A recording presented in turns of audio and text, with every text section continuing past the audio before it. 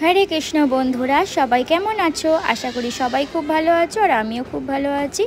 तो आज के होच्छे झुलन यात्रा द्वितीय दिन, ताई रेडी हो गेছি, এখন যাচ্ছি মন্দিরে।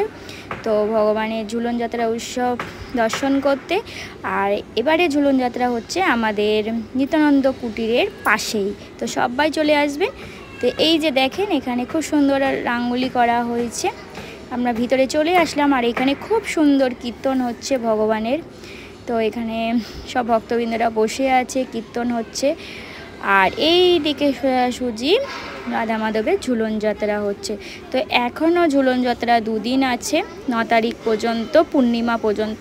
তো সবাই চলে আসবেন, রাখি পূর্ণিমা পর্যন্ত দোল উৎসব, ঝুলন যাত্রা উৎসব এখনও চলবে।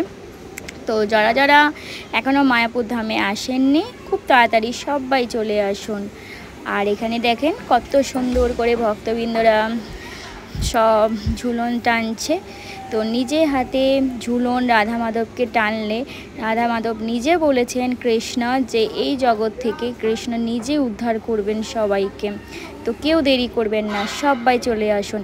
আর এখানে দেখুন কি সুন্দর ভক্তদের কীর্তন হচ্ছেন, চলুন শ্রবণ করুন সবাই।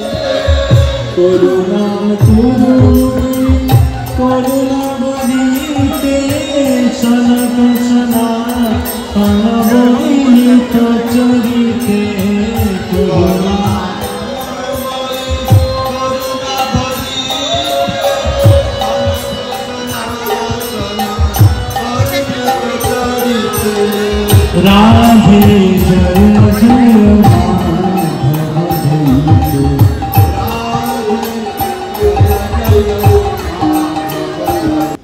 কিছুক্ষণ এখানে কীর্তন শ্রবণ করে আমিও চলে আসলাম ভগবানকে ঝুলন টানতে।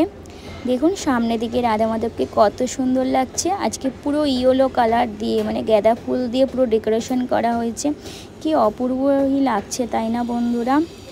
তো আমিও মন ভরে ভগবানকে ঝুলন টেনে নিলাম আর আপনাদেরকেও আরও সুন্দর করে একটু ভগবানকে দর্শন করিয়ে দিলাম। দেখুন কি সুন্দর অপরূপ দর্শন। তারপরে ঝুলন টেনে চলে আসলাম এখানে প্রসাদ পেতে। দেখুন কত সুন্দর প্রসাদের ব্যবস্থা করা হয়েছে। এখানে একটা জিরা রাইস টাইপ করা হয়েছে, তার সাথে আলুর দম আর তার সাথে খুব সুন্দর লাল মিষ্টি।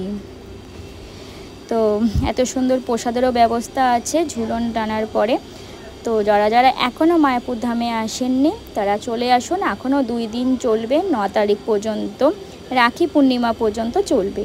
তো সবাই চলে আসুন। ব্যাস এবার রাত্রি হয়ে গেছে, রাধা মাধব এখন নিজের জায়গায় আবার ফিরে চলে যাচ্ছে। তো সবাই দর্শন করে নিন।